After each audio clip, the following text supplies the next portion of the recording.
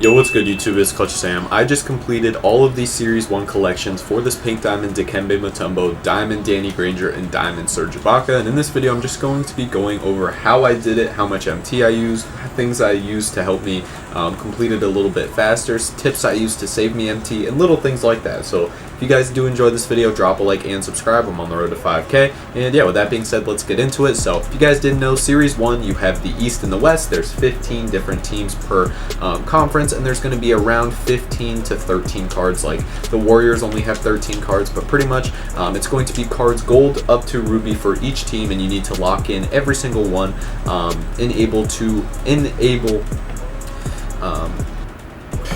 and you need to lock in all of the cards in order to lock in for the Series 1 rewards. Danny Granger is the reward from the East. If you guys see over here, you have to lock in all of the Amethyst cards, and you get these Amethyst cards for locking in the normal team. So the 76ers, you lock in for Maurice Cheeks. The Maurice Cheeks then gets locked in for the Diamond Danny Granger, and then these two cards at the end get locked in for Pink Diamond Dikembe Mutombo. Serge Ibaka is the same for the West. It works the exact same over there. But pretty much, there's a lot of cards that you guys need to earn, and pretty much the biggest thing with this is going to be the MT amount. I spent anywhere from I think 600 to 800,000 MT locking in these sets. I was very impatient with it though, and I could have saved a lot more MT, because if you guys didn't know, pretty much it's pretty much just you collecting as many Series 1 cards as you can from getting those Series 1 packs, playing Breakout, getting packs and rewards and things like that, or also pulling packs and getting those cards out of them. But it's also about going out and buying these cards on the auction house. So for example,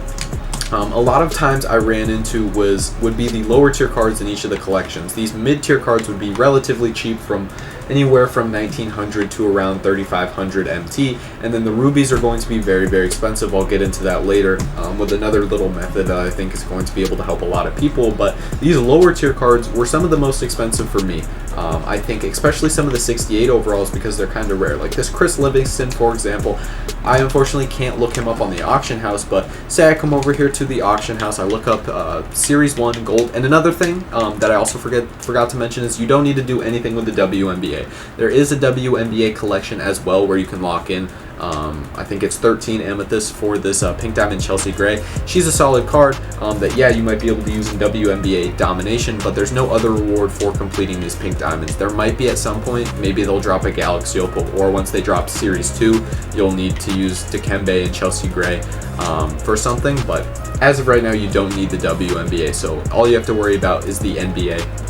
WNBA cards might be good to have if there's WNBA challenges later on in the year, but as of right now, you do not need to lock in the WNBA collection. So like I was saying, if we come over here to the auction house, say I have some of these lower tier cards. These are all the cards I have, but say I come over here to one of these lower tier cards like Isaiah Crawford. There's a couple up on the auction house. There's one for 2300, but say there's none up on the auction house and I was really itching to get the card. If there's one up for 10K, I might have bought it, because I don't want to have to wait. I want to get these cards as fast as possible, but it's really just up to waiting and finding the right time. Like for this Sam Merrill, for example, I could buy this card straight up for 5,000 MT, but the smartest thing to do would be to bid on this card. Yes, it ends in 10 and 22 hours, so it's going to take a while, but say I wanted to bid on this Sam Merrill, maybe I put 3,000 MT on this card, and I just have to wait. The biggest thing I can stress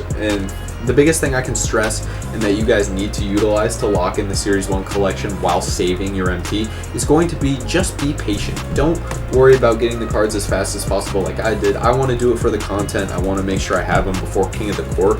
I wanted to make sure I was able to get content out for you guys before a lot of people do gameplays. I know I'm not the first person to do it, but I wanted to make sure I was relatively quick with it so I could get content out for you guys. But especially if you guys don't have that much MT, you need to be patient, and you need to be able to make sure you conserve your MT. So instead of buying this card for 5,000, go out, bid around 3,000 MT, and if it doesn't work out, wait. If you don't get this one for 10 hours, you get outbid, just do it on this other one. Like, I would definitely recommend trying to save as much MT as possible, and the biggest thing is sell all the duplicates you can possible. And another big tip I can give you is also, once you lock in a sellable card, you can swap it out. So say I pulled this 87 James Harden, an unsellable version, I can swap him out, and the unsellable one will go into my collection, and I'll be able to send this. The unsellable one will get locked in, and the sellable one I'll be able to send to my auction house. That's what a couple of these cards are, because I've been earning some unsellable packs. The best way to earn Series 1 cards is going to be, make sure you do these daily challenges every single day. Daily challenges, it's going to be 3 challenges: win a game, get a block with a power forward, and apply a badge to a player. That's a free player card. The rubies go from anywhere from 20,000 MT to around 50,000. The ones that are more expensive are going to be Shai Gilgeous-Alexander, Devin Booker, Victor Wembanyama. Victor Wembanyama, when I bought him, was around 50,000 MT, a super expensive card. James Harden was around 20,000 MT. All of the unsellable rubies that you guys see here are going to be from the Series 1 87 plus overall option pack. I was grinding a lot of breakout. That's how I got Jack Sigma. I don't know if I showed my squad, but I did just recently unlock Jack Sigma. These 26 Series 1 87 plus option packs are all going to be rubies. You usually see around 3 Series 1 NBA rubies. There might be some WNBA cards in there as well, but you can get Giannis. I got Giannis, LeBron. I've got a bunch of those unsellable Series 1 cards. You can get them from Breakout, as you guys can see on the current boards in the second tier over, so I definitely recommend grinding that. There's a couple more that I want to show you guys right now in the Triple Threat Park that I think you guys should definitely take advantage of. I got one of them already. If you guys come over here to the win streaks or the total wins, at 15 wins you get one, and then at 35 you get another one. As you guys can see, I have 19 wins, so I already got one.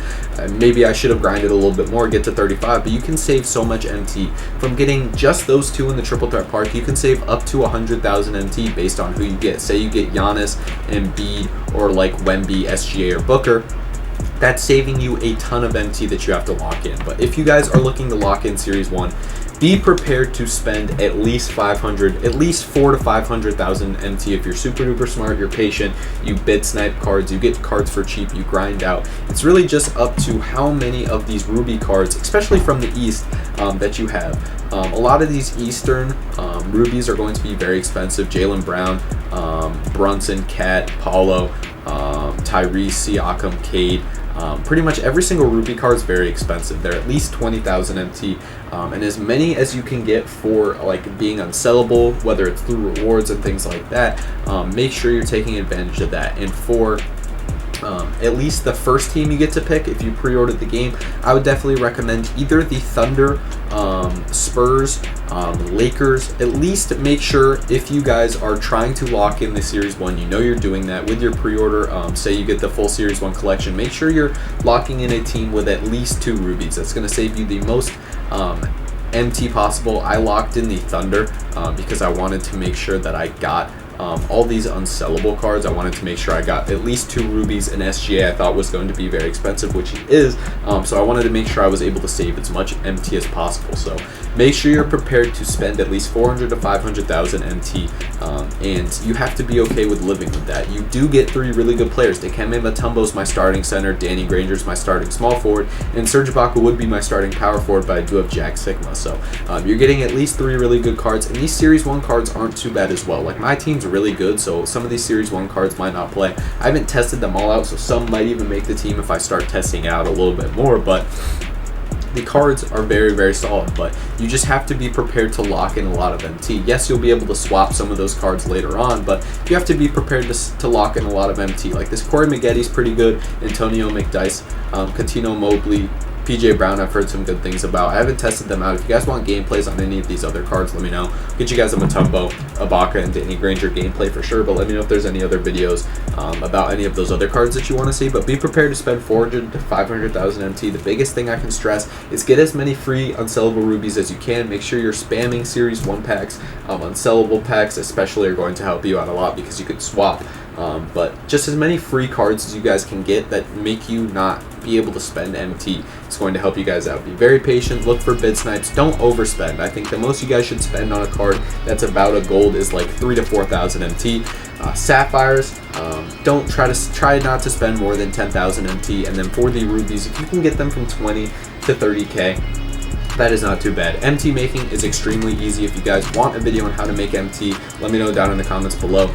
I just completed Series 1, so that's why I have no MT. I only have 30k MT, but I'm sure I'll be able to get it up to a couple 100,000 by next weekend for King of the Court, so I can try to get a couple good players to round out my team and things like that. So I'll be making a lot of MTs. So if you guys want an MT making video, let me know down in the comments below. But that is going to do it for the video on how to lock in these Series 1 collections as fast and as efficiently as possible. If you guys have any questions about anything, let me know down in the comments below. I will be sure to help. And yeah, with that being said, if you guys did enjoy this video, drop a like and subscribe. I'm on the road to 5,000 subscribers.